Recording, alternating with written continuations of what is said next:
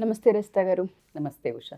ఒక తండ్రి గొప్పతనాన్ని గురించి చాలా వీడియోస్ మనం చేస్తున్నాం. బట్ ఒక్క వీడియో మనం చూస్తే మన కంట్రీలో కాదు కానీ బయట దేశంలో జరిగిన సంఘటన గురించి నేను మాట్లాడుతూ ఉన్నాను. కన్న కూతుర్ని 1000కి పైగా సార్లు రేప్ చేశాడని, 25 సంవత్సరాల వరకు ఒక రూమ్లో బంధించేశాడని, 3-4 పిల్లలను కన్నాడని 6 మనం వింటూ ఉన్నాం. ఈ కథనాన్ని అసలు ఏ విధంగా చూడాలి అంటారు? వాస్తవ కోణాలేంటి? ఆ న్యూస్కి సంబంధించిన డీటెయిల్స్ ఏంటి? తాకట్టులో ఉన్న బంగారాన్ని విడిపించి ఆ రోజు ఆన్లైన్ రేటుకే మేము కొంటాం. Sharma gold company. అది ఎంత సార్లు విన్నా కూడా it is very hard to believe and accept.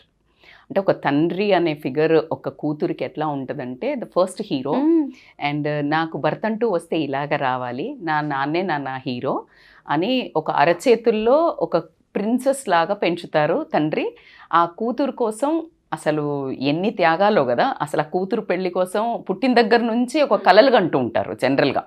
So అలాంటి ఒక అందమైన, ఒక నమ్మకమైన, ఒక బాధ్యత కలిగిన, ఒక భరోసా ఇచ్చే రిలేషన్ కాస్త ఎట్లా అంటే ఒక క్రూర మృగంలాగా మారి ఇంట్లోనే కన్న తండ్రే కాటేసే పరిస్థితి వచ్చినప్పుడు నాకు తెలిసి అంటే యాక్సెప్ట్ చేయరబ్బా. మనం ఆ వీడియో చేసినప్పుడు చాలా రోజులు దాన్ని చూడలేకపోయారు. ఎందుకంటే ఆ టైటిల్ చూడంగానే నో విమెన్ అంటే ఏ మదర్ కానీ, ఏ కూతురు కానీ, ఏ తండ్రి కానీ నార్మల్ సమాజంలో ఉన్న వాళ్ళు యాక్సెప్ట్ చేయలేని టైటిల్.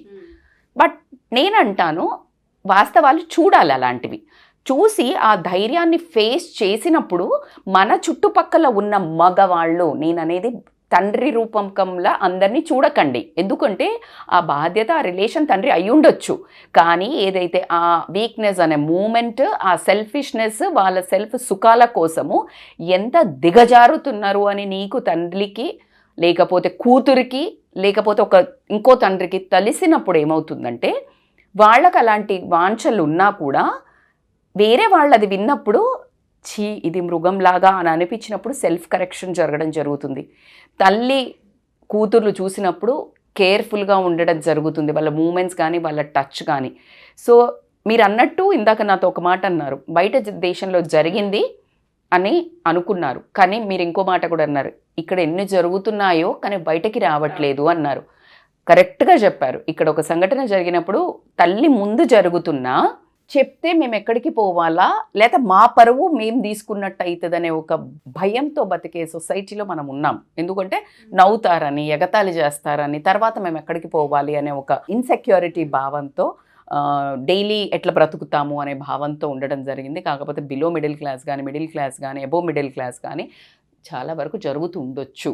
కాబట్టికే ఇది చూడాల్సిన అవసరం ఎంతైనా ఉంది. So coming to this particular situation, Joseph అనే అతను వాళ్ళ డాటర్ 18 ఏళ్ల అమ్మాయి, ఓకే, 18 ఏళ్ల అమ్మాయిని అతను మేబీ ఒక 30+ అట్లా ఉండుండొచ్చు ఆ టైంలో, 40 అట్లా.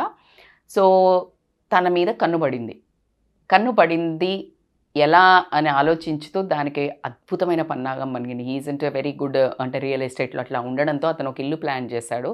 దాంట్లో ఒక పక్కడ్ బందీగా ఒక 3 బెడ్రూమ్ల ఒక సెల్లార్లో ఒక ఇల్లుని ప్లాన్ చేశాడు.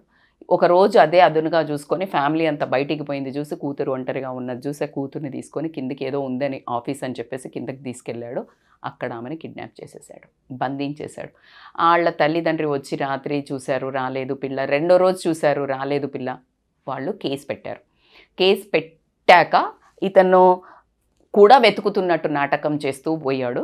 సో అలా వాళ్ళు వెతుకుతున్నారు, ఎక్కడ పోయిందని ఒక 1 వీక్ 10 డేస్ తర్వాత ఏం స్మార్ట్గా ఏం చేశాడు అని అంటే ఒక లెటర్ దొరికింది అని వాళ్ళ ఆవిడ పోలీసులకు ఇచ్చింది. ఆ లెటర్లో ఏముందంటే, నాకు మీతో ఉండడం ఇష్టం లేదు, నేను మిమ్మల్ని వదిలేసి వెళ్తున్నాను, నన్ను వెతకొద్దు అని రాశాడు. ఈ సచ్ ఇంటెలిజెంట్ ఫెలో ఆ పాపను బెదిరించి రాయించి ఆ బెడ్రూమ్లో, ఎందుకంటే ఈ కేసు ఉన్నంతసేపు ఎప్పుడైనా కేసు వెతికి తీస్తారని ఒక భయం ఉంటుంది కదా మానసికంగా, అందుకని అక్కడ కేసు క్లోజ్ అయిపోయిన తర్వాత నాకు ఒకరోజు ఫ్యామిలీ తోటి నేను కింద పని ఉంది నా ఆఫీస్లో, నన్ను ఎవరు డిస్టర్బ్ చేయొద్దు అని చెప్పేసి కిందకి వెళ్ళి ఆ అమ్మాయిని రేప్ చేయడం జరిగింది. అసలు ఊహించుకుంటుంటే ఆ పిల్ల ఫీలింగ్స్ మనము ఇంకా అది విన్నప్పుడే అర్థమవుతుంది ఆ బాధ. సో చేసిన తర్వాత ఇంకా మళ్ళీ బయటికి వచ్చేసి అది పక్కన బందీగా ఇల్లును ప్లాన్ చేశాడు. అలా ఒక 1 year తర్వాత చూస్తే ఆ అమ్మాయి ప్రెగ్నెంట్ అవ్వడం జరిగింది. ఒక పాప పుట్టింది. కానీ ఆ చిన్న ఏజ్ కదా అమ్మాయిది, చనిపోయింది పాప. సో పడేశాడు. అలా కంటిన్యూయస్గా 18 సంవత్సరాలలో అతనికి ఒక 6 పిల్లలు పుట్టడము. 6 పిల్లల్లో మధ్యలో 3 మాత్రము ఆ పిల్లలు పుట్టినా కొద్దీ పైకి తీసుకొచ్చేసి నాకు ఎక్కడో ఇలా బయట ఆర్ఫెన్స్ అని ఇంట్లో చెప్పి ఇంట్లో పెంచుతున్నాడు. ఆ తర్వాత 18 ఏళ్లలో ఇలా పుట్టిన తర్వాత మిగతా 3 పిల్లల్ని మాత్రం మరీ అనుమానం వస్తుందని చెప్పేసి బయట తీసుకెళ్ళి ఆర్ఫనేజ్లో జాయిన్ చేశారు. అలా ఒక 24 సంవత్సరాలలో ఆ అమ్మాయిని ఒక 1000కి పైగా సార్లు అలా రేప్ చేస్తూ ఆ అమ్మాయి వేడుకొని ఏడ్చినా కూడా ఏ రోజైతే నువ్వు ఒక 10-20 CCTV కెమెరాస్ పెట్టారు ఆ 3 బెడ్రూమ్స్లలో, ఒక కదలిక నువ్వు కనుక డోర్ ఏ విండో కానీ ఏ డోర్ కానీ తీసి చూస్తే బయట నుంచి పాయిజనస్ గ్యాసెస్ పెట్టినా నువ్వు ఇట్లా తీయంగానే అవి లోపలికి వస్తే అందరూ చచ్చిపోతారు అని తనను భయపెట్టడం జరిగింది. నమ్మిచ్చేశాడు. సో అలా చేసింది. ఒకరోజు మాత్రం అది ఏదైనా అండి, పాపం పండడం అనేది అది ఖాయం. అయ్యో ఎన్ని ధర్మయుద్ధాలు తీసుకున్నా లాస్ట్కి మంచి గెలుస్తుంది అనేది ఎంత వాస్తవమో. ఎంత లేట్ అయినా సరే 28-24 ఏళ్ళైనా సరే ఆ అమ్మాయికి విముక్తి అయితే దొరికింది. అది చాలా యవ్వనం కానీ ఎలాంటిది చాలా బాధాకరంగా విషాదకరంగా గడిచినా అట్లీస్ట్ ఆ దుర్మార్గుడికి పాపం పండిందని మాత్రం నేను చెప్తాను.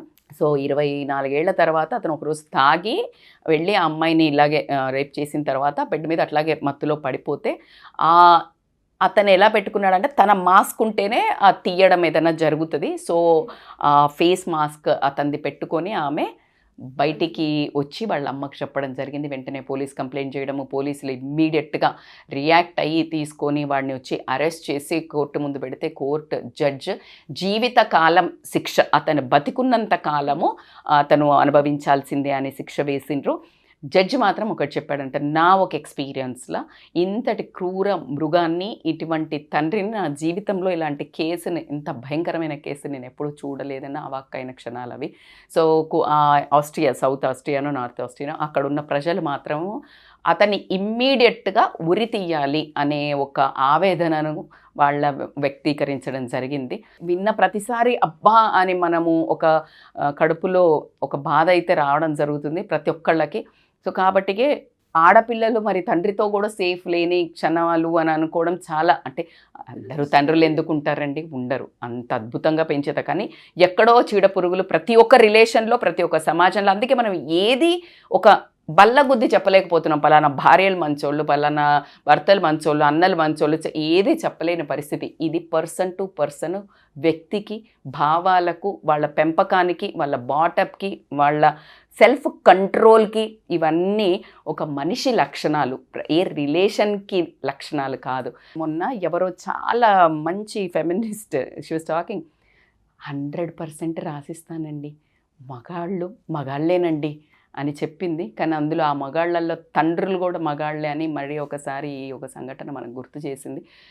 ఖచ్చితంగా తండ్రులందరికీ కూడా విజ్ఞప్తి, ఇలాంటి తండ్రులు మీకు ఎక్కడైనా పక్కన కనిపిస్తే నిజంగానే నరాలు పీకి డోలు వాయించేటట్టు వాళ్ళను ఖచ్చితంగా శిక్షించడానికి ఏమాత్రం వెనకకండి. అలాంటి చిల్లర వ్యక్తిత్వం ఉన్నవాళ్ళు మీకు ఎలాంటి ఏదైనా అది వీక్నెస్ అంటారు కదా, ఆ మూమెంట్స్ వచ్చినప్పుడు ఖచ్చితంగా మీరు ఒక సమాజంలో బ్రతుకుతున్నామని, ఒక అందమైన మనిషి అని కుక్కల్లాగా ప్రవర్తించకుండా ఒక మనిషి అనే సంగతి మీరు అన్నట్టు గుర్తుంచుకొని బిహేవ్ చేయడం అనేది, ఒకవేళ మీకు అలా కంట్రోల్ పవర్ లేదు అన్నప్పుడు go to the spiritual side.